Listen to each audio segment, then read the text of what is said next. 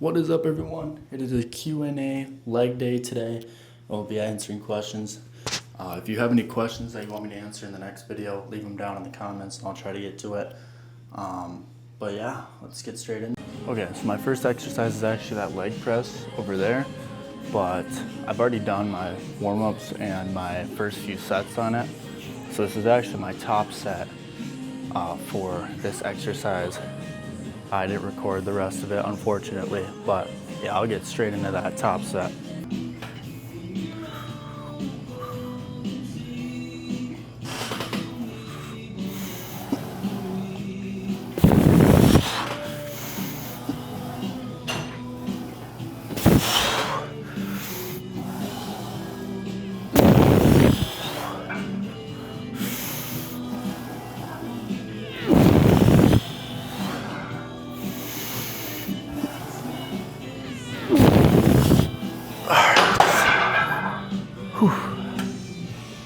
Alright, I definitely could have done probably like one more, but not gonna fight for that last one.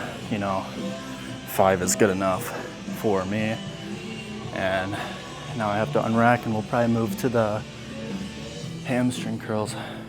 The biggest thing I've found that helps with hamstring curls is actually grabbing one of these blue pads, or just if you have a pad in the gym, putting it in between your knees and this, because this on most machines is really hard and can actually like hurt your quads and just make you not want to do the movement as much. So I'm coming off of a hamstring injury here, so I'm not going to be going as heavy as I normally do. We've got 210 on there. But yeah, we're going to rep it out for as many as we can. Biggest thing on hamstring curls is trying to make sure you have your seat at the right position, which is usually just about, like, if you look at my knees, they are a little bit off the bench, and it's mostly on the end of my quad here. So knees are a little off the bench. That's how far usually you want your seat back, and then just whatever works for the actual movement itself, like the machine setup. So I'll do this setup here.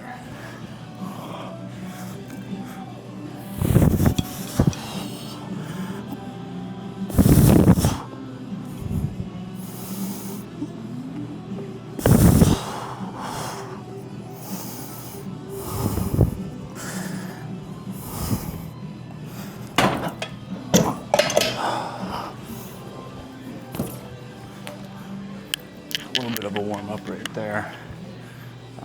6 reps on 210. Nothing special, but yeah, there we go. So here, I'll get to my first question. Okay, first question is, how long does it take to see results? And I would say that's dependent on the person, but usually you can see results within, depends on what kind of results you're wanting to get. But even like micro results, like little results, like just losing like 10 pounds, 15 pounds, you can see within a month. I would say it's usually better to kind of make it a little slower so you're not losing muscle in the process. But if you're a big person, like you're 250, 300 pounds, and you're severely overweight, even like a aggressive cut can help. And you can see that within a month. You can see 10, 15 pounds within a month with the correct training.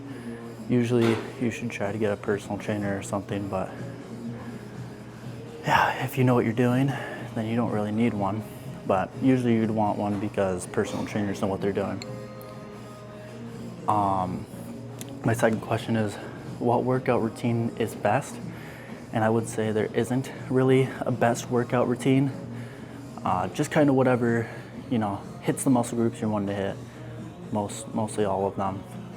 Well, pretty much all of them.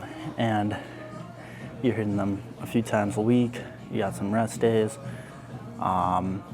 not shoving everything in one day usually is fine. I mean, full body every other day is not the worst thing in the world. It still works. But you want your muscles to get that sort of rest. For a best workout routine, I would say there isn't one.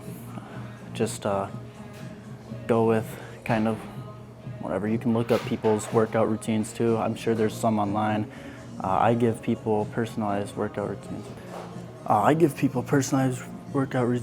In my personal training program. If you want to join, link will be in the description.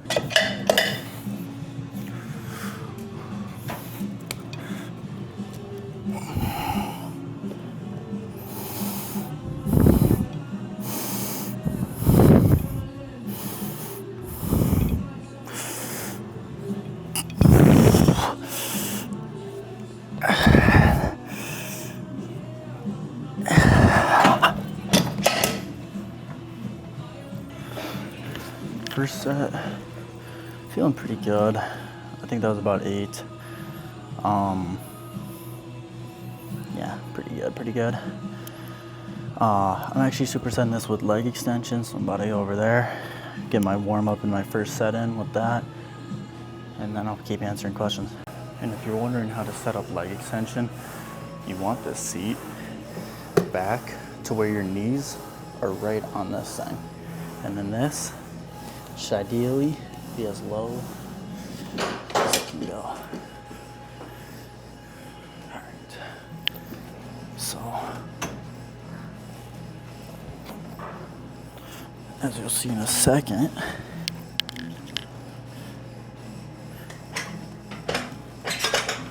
there we go. So the seat is far enough back to where my knees are right there. And that's where the hinge is, and that's where you want it to be. So for this one, I'm gonna be doing 290 for one, or for my warm-up set, and then 300 for the second 2. I'm only doing 2 sets for both leg extension and hamstring curl. So get straight into it now.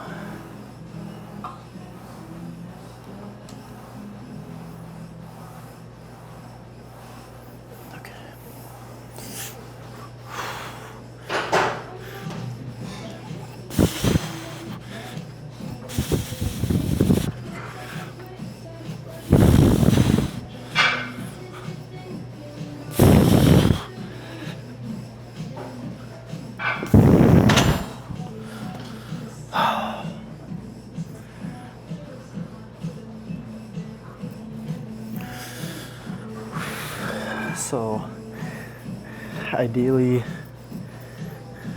you would just want to, press, obviously just extend. And yeah, have your knees on that end part. That's ideal. It's really not a hard setup at all. I believe I got 8 there. So we'll do first set on leg extension, then we'll move on. Well, actually, yeah, we'll move on to not the hamstring, the abductors and adductors. All right, what I was trying to say is ideally your leg or your butt wouldn't come off the machine. Sometimes people wear a seatbelt. I don't think it's necessary as long as you're holding on, but yeah, we'll get into this first set of 300 real quick.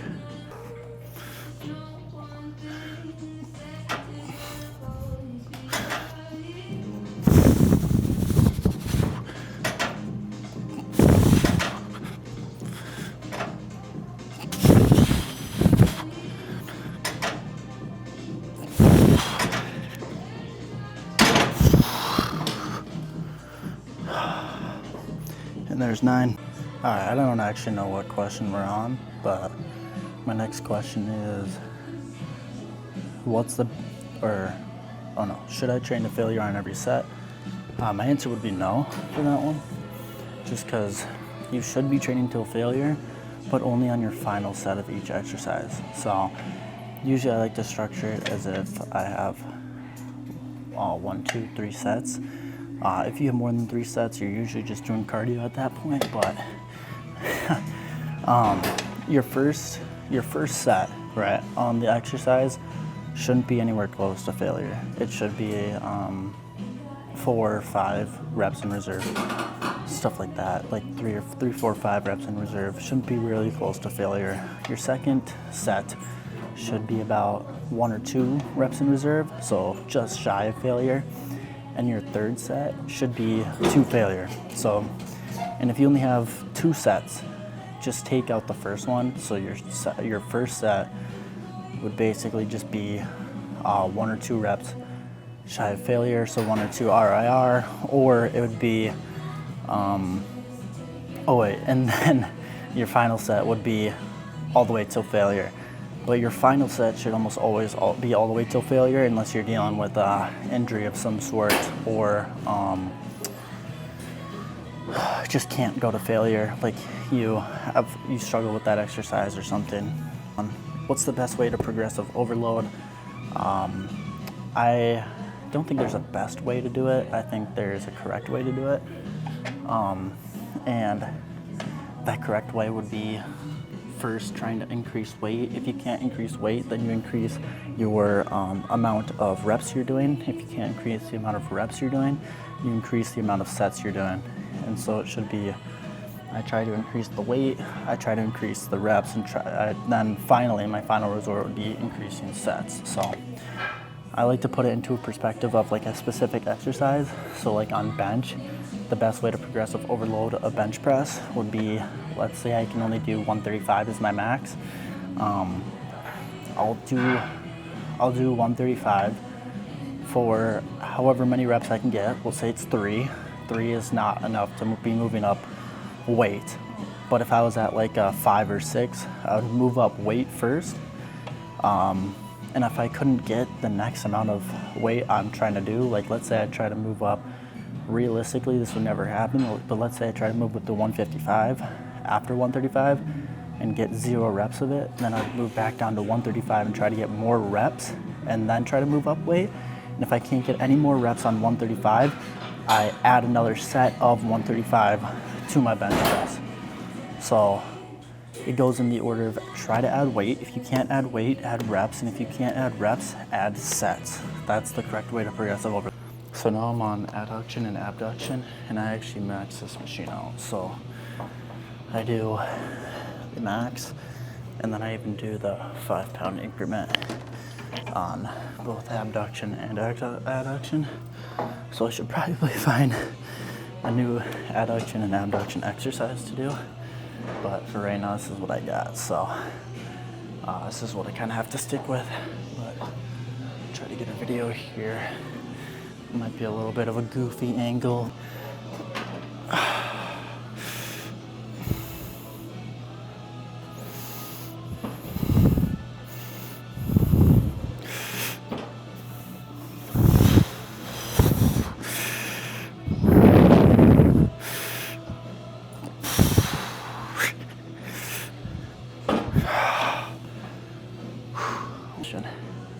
As I'm setting this next part up. How to break a plateau. Oh shoot, the thing's off. What the hell? How to break a plateau. Usually people are stuck in a plateau because they are either not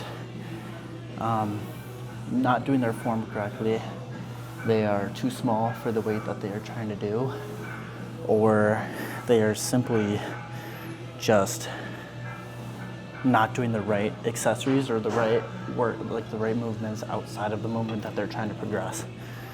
And so the first one, not doing the form correctly, very easily fixable, but you're gonna have to stop ego lifting, drop the weight, and actually try to do the exercise correctly. And the next one, the second one, not being big enough for the weight that they're doing. Usually people, cap out because they stay at the same weight and they try to do more and more and more and more. But we've seen many times that strength is also relative to muscle size. And so if you aren't increasing weight and then cutting down and like increasing weight, you know, doing the bulk cut cycle effectively, then you are going to plateau, and there is going to be a weight that you cap out at. And I know there's a lot of people that say you won't, because that cap is very like hard to get to, especially at like most people's weight, which I think is like 150 pounds. And so like I've seen people that are 150 do quite a bit of weight, but that's usually after bulk and cut cycles. It's usually after they gain weight, and then after they gain weight, they put on a bunch of muscle, cut down, and they keep that muscle because they know how to cut. And so their muscle size is relative to their strength, and they're able to push as much as they look like they're able to push.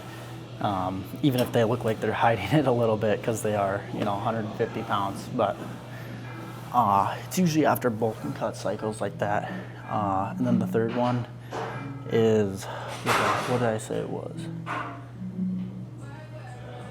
It's, not doing the right accessories. So like for bench takes, or it's a compound movement, so it takes your shoulders, your chest, and your triceps, and uses them all together. And so if you're only working your chest effectively, but not your shoulders and your triceps, you're not going to be able to grow your bench, because it actually takes, not as fast as you want to. It will, because bench is a compound and it will work the shoulders and triceps. But if you want to build it quicker, building those accessory muscles will also help with that process. Let's get into this here.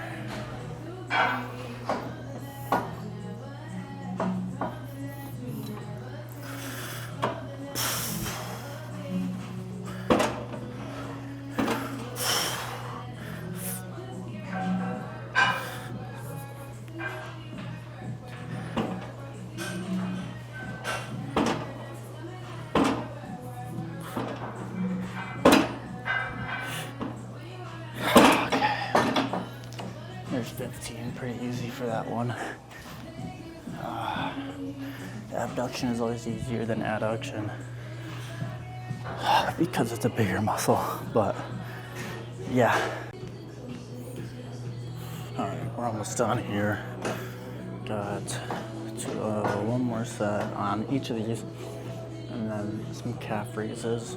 There's some on the calf raise machine right now, but we'll get it after that. Here we go. Next question is, why am I not losing weight even though I'm working out? The reason behind that is actually because cardio and weight training don't necessarily make you lose fat or body weight. What really is gonna make you lose body weight or fat is the food you're eating and the amount you're eating. And so if you're in a calorie deficit, you're obviously gonna lose weight. If you're in a caloric surplus, you're gonna gain weight. And just regulating that so that you're not losing muscle or gaining too much fat or losing too much muscle. But a lot of people don't know how to structure it like that, and there are a lot of apps and there are a lot of personal trainers that know how to do that, including myself. So if that's something that you're interested in and need help with, make sure to check that link in the description.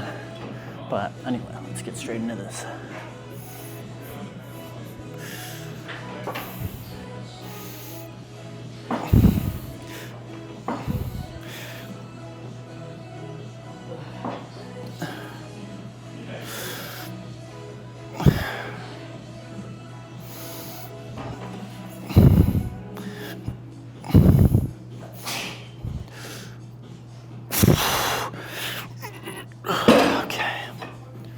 A little bit better that time. I got 13 on there. Pretty good. I'll get another question before I actually switch to abduction. Here we go. Do I need cardio to lose fat? Nope. No. And that's also goes in with the last point. Cardio.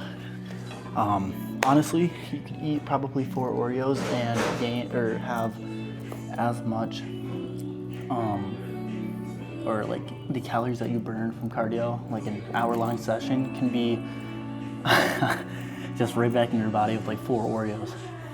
And so that's another big thing is people think cardio, you know, is going to help them lose fat or lose weight, but it really doesn't. And if you really want to do cardio, it's good for heart health, and it's good for your health in general, and like your breathing, and it's, you know, it helps you. Also build muscle. Build muscle and like be able to run farther and faster. But cardio is not actually going to help you lose weight, lose fat. So don't rely on cardio is basically the underlying factor there. Rely more on calories, rely more on macros.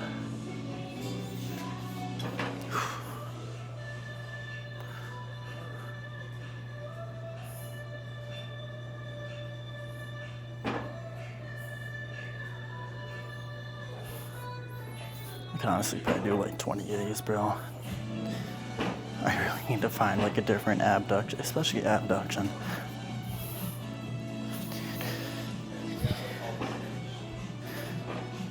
Yeah, there's 20 right there. I'm basically just doing cardio. Fucking hell.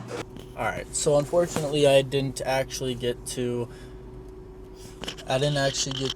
record my calf raise exercise, but it's basically just a Smith machine calf raise, and I'll put the little extension that I use, not extension, it like goes on your feet. It's the feet part.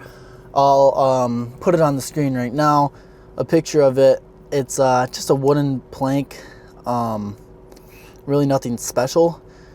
But since I wasn't able to answer the questions because like I couldn't record the calf raise. I couldn't record it because there was people, and this is like, I mean, this is a respective gym, you know, I shouldn't be recording people. I shouldn't be, you know, trying to get them on video and stuff and posting them, but I'll just be going through some of the last questions. And then if you, like I said, if you have any other questions that you want me to answer, just leave them in the comments and I'll try to get to them in the next video. But here we go.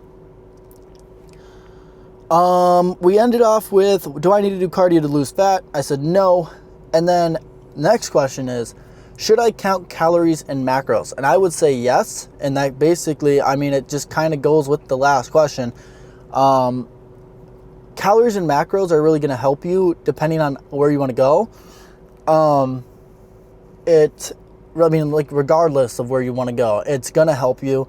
You are going to see results with tracking those, and it's just really, it's really easy. It's really easy. A lot of people that say, oh, but calculating my calories and macros is going to give me an eating disorder, but it's really not. If anything, not tracking your calories and macros and not knowing what goes in your body is the thing that gives you the eating disorder, not the opposite way around. And it's really important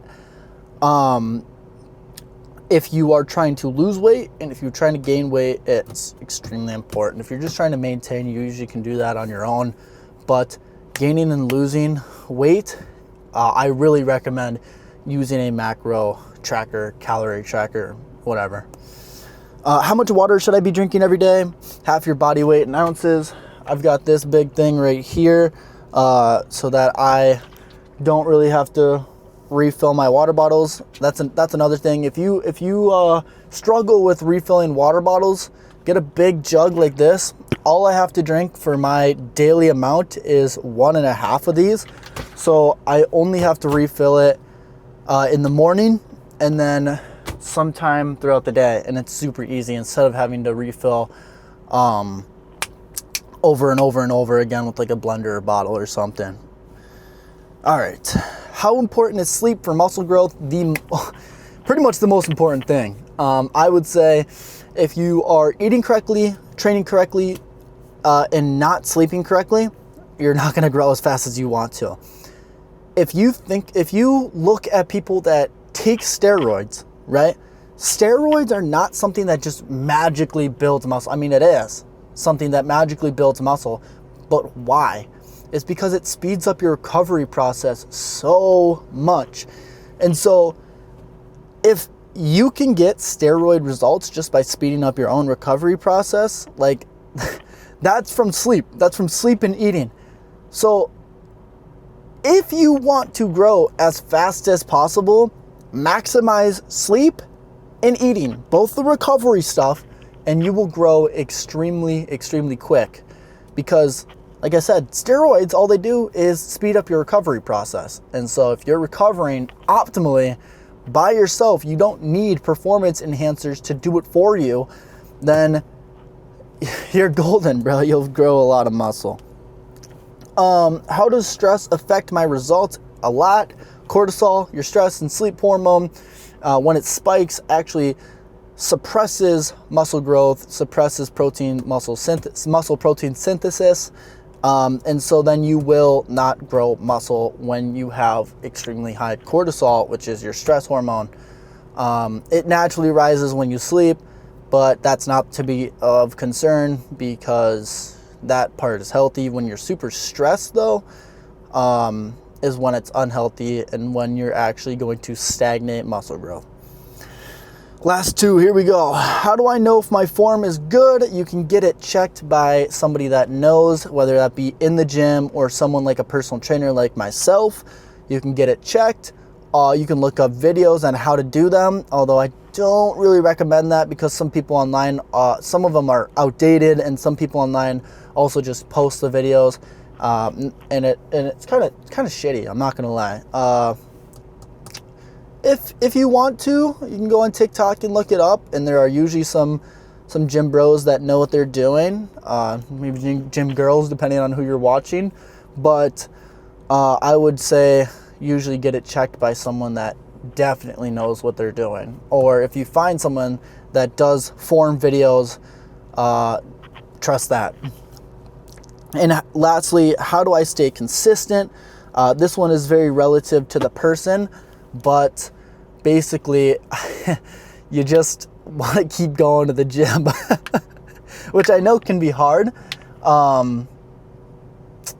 You know, life gets in the way, stuff like that, stress and stuff. But, you know, the more you find time to go to the gym, the better. And so it doesn't have to happen all at once. You don't have to, oh, I'm going to write my program and then I'm going to go to the gym and go do this program. You don't have to do that, right? You don't have to immediately get into a program, but taking those baby steps and doing maybe a push day and then waiting a few days. If you don't feel like going, pull day and then leg day, you know, and trying to get it as tight as possible to where you're actually inside the program finally, is where you want to be.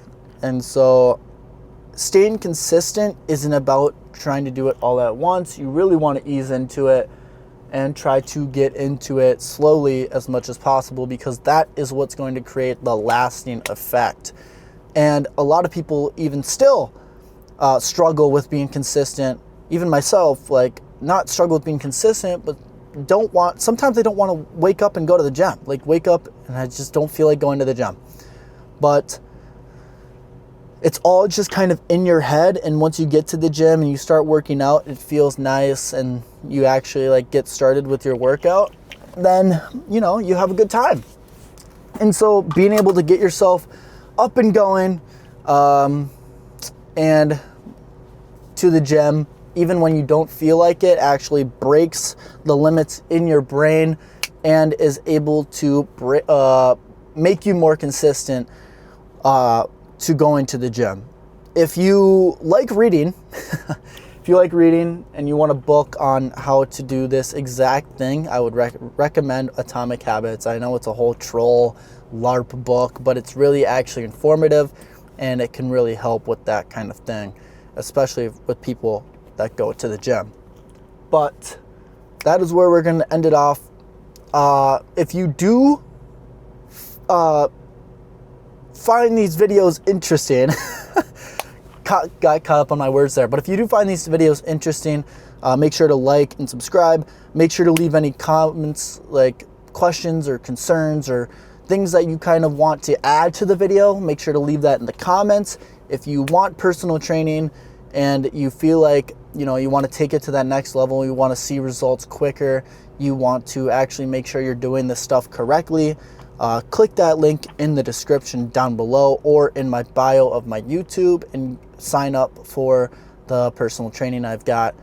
But other than that, I'll catch you guys in the next video.